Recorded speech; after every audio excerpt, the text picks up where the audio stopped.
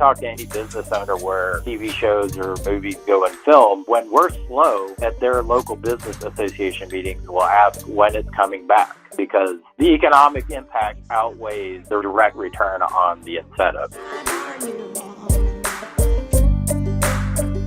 We got another caller on the line. This caller from a 404 area code. 404 area code, what's your name? Where are you calling from? Hey, this is Stussy from Atlanta in the chat. I was going to reply on the IATSE talk from earlier with Trump rolling back, with him rolling back the you said that. Other things. Yeah, I mentioned so. Rolled it back the next. Yeah, it's just so that folks understand what you're talking about. I had mentioned in, I think, last week in Southern Labor that Trump announced tariffs on foreign films, and the IATSE and the Teamsters came out really strongly in support of that. And you mentioned in the chat that Trump has already rolled that back, and I didn't realize that. So yeah, explain, and just also for the viewers, Stussy is a IATSE member out of Atlanta. So yeah, what's going on there?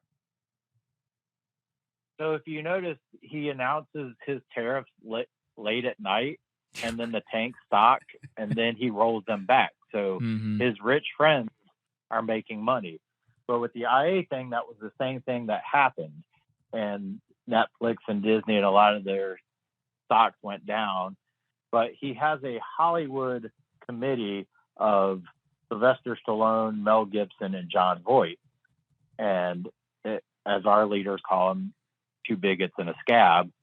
Yeah. But John Voight actually had a pretty long, whatever you want to call it, and tariffs were only listed in certain circumstances. And so that's where Trump ran with it. But and to clear things up, the IA did not support it. The Teamsters did. They basically, IA released that they're pushing for a national film incentive, and that's what they're pushing to try and bring some work back. But Voight's plan had the incentives in it, and he had some other things, and only mentioned tariffs. And of course, that's the Trump's catchphrase. So if you say tariff, he's going to run with it. Right. So that's where that went back. But he literally, not even a day, because John Voight's plan came out. And so it kind of backfired. Well, I won't say it backfired on Trump, because I'm sure his friends made a lot of money in the stocks in that short term. But I mean, if you look at most of the, unlike the country ones, but when it's business specific, he announces it late at night, the stocks open down, and then he rolls them back, backtracks from that. So if you got money to spend when he announces a tariff, invest in those companies and then sell fast. Yeah, he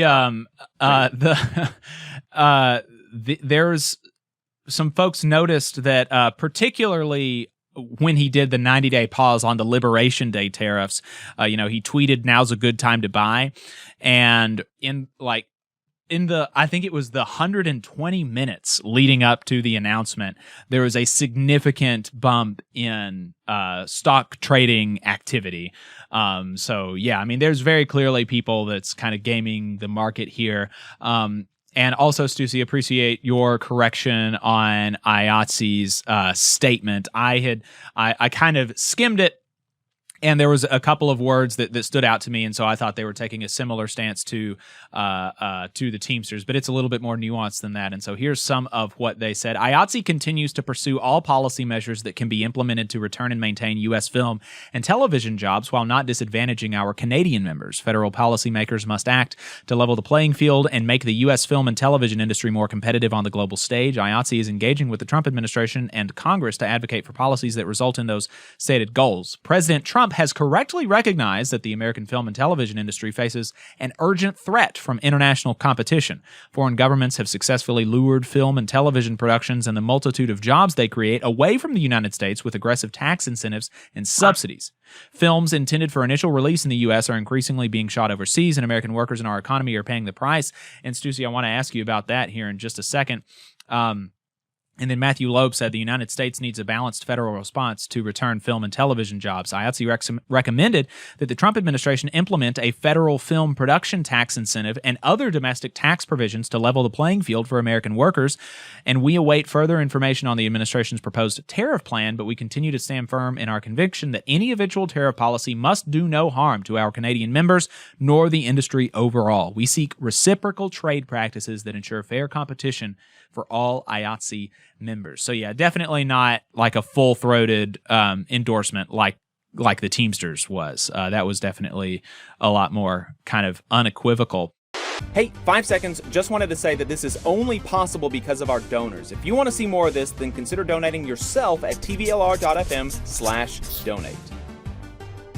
Stussy, if you have any other thoughts on that, I'd be interested in hearing about it, but also about the general state of the TV and film industry. I've heard that it's been like really, really rough.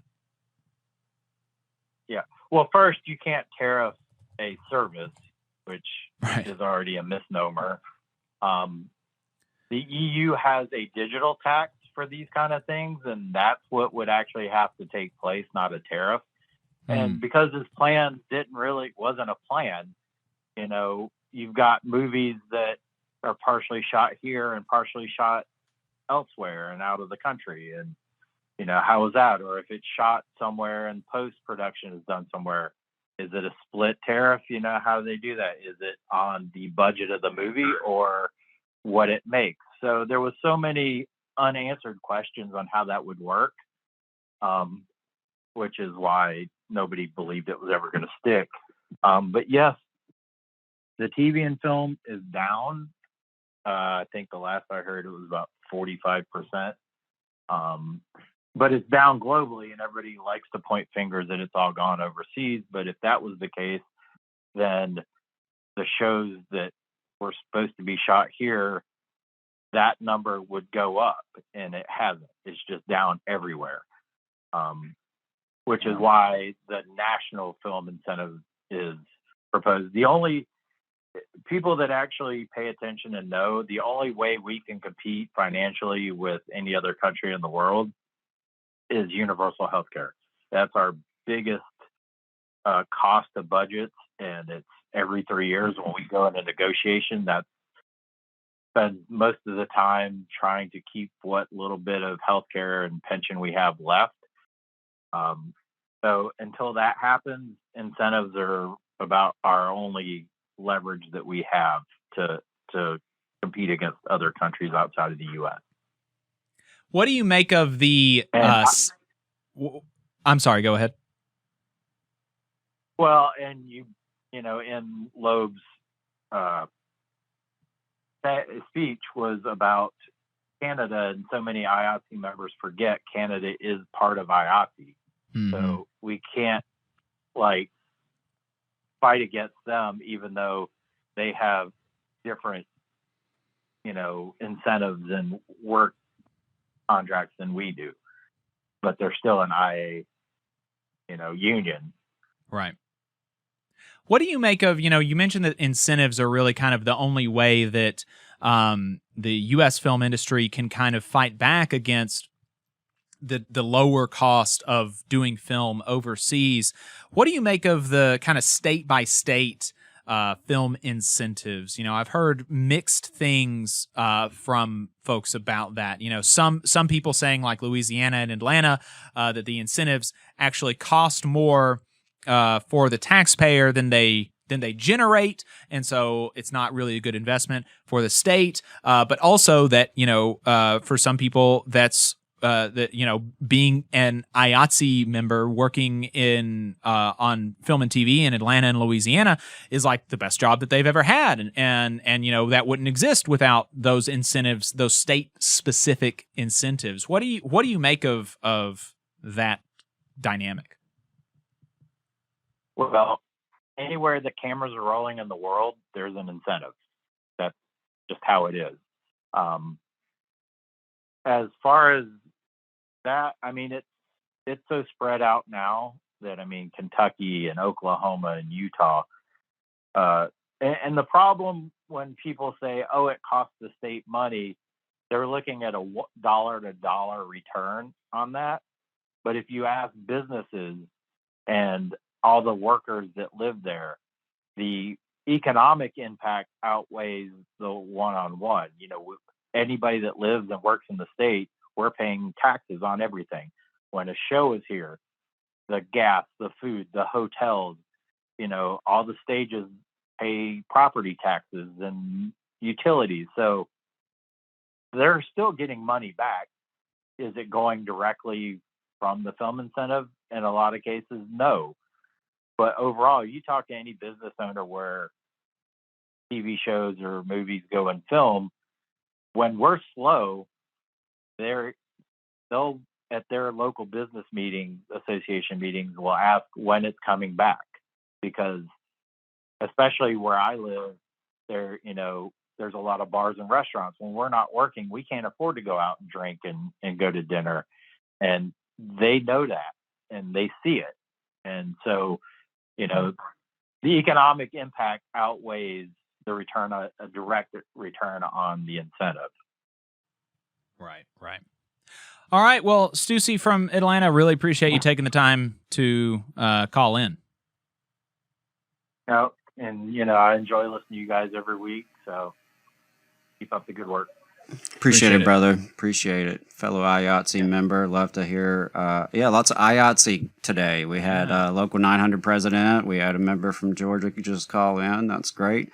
You know, it's going to be important that entertainment unions stick together, given some of the threats that we're facing with, you know, the National Endowment for the Arts, you know, humanities, PBS, all under threat. So I know IATSE has been working in coalition with other entertainment unions, SAG-AFTRA, NABIT, CWA, others. They've all been, you know, organizing together to try to come up with a response and figure out what to do, because, yeah, you've got the tariff and film incentive situation going on, and the depletion of the film and TV industry that this brother described. And I appreciate that point he made, that, like, hey, if it was going down in America because everyone's leaving to do it somewhere else, then we would see an increase in foreign productions, right? So if we're not seeing that, it's something going on deeper in the industry there.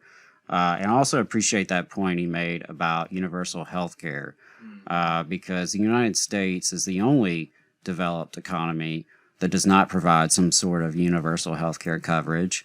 It is a perennial issue in every union negotiation. It ultimately costs the employers a lot of money, which is why I think it's, you know, pretty wild that so many in the business class are against Medicare for all and that kind of healthcare reform, because they stand to benefit as well. Like, from my vantage point, I mean, I'm not a big business owner, obviously, but I would think it would be easier if we had a national healthcare system and you just paid your taxes on it and you didn't have to worry about renegotiating it every 2 to 4 years.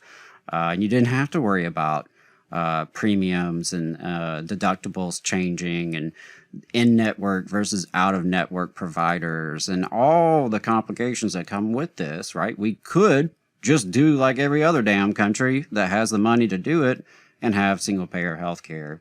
And I think that would be a huge relief, especially for workers in the arts and entertainment industry, like IATSE members, like so many folks who work in a gig-based, you know, work life, where it's seasonal, where you're going from show to show, you know, production to production.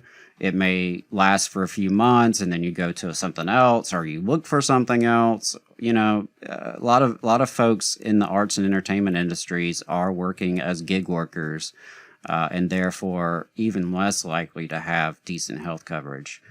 So it would be a big boon for all Americans, all working people, but especially for people in the arts, in those kind of fields where healthcare can be hard to come by, or where you do get it, it's a very expensive priority, and something, you know, the time and energy and the money you gain on healthcare negotiations could have been spent on retirement, wages, health, other forms of health and safety. all sorts of other things. And so, yeah, I appreciated that point as well. Yeah, well, all that sounds good, but Palace Real in the chat reminds us that we need to give the military hundreds of billions of dollars and be the world police, so I don't know if we can afford that.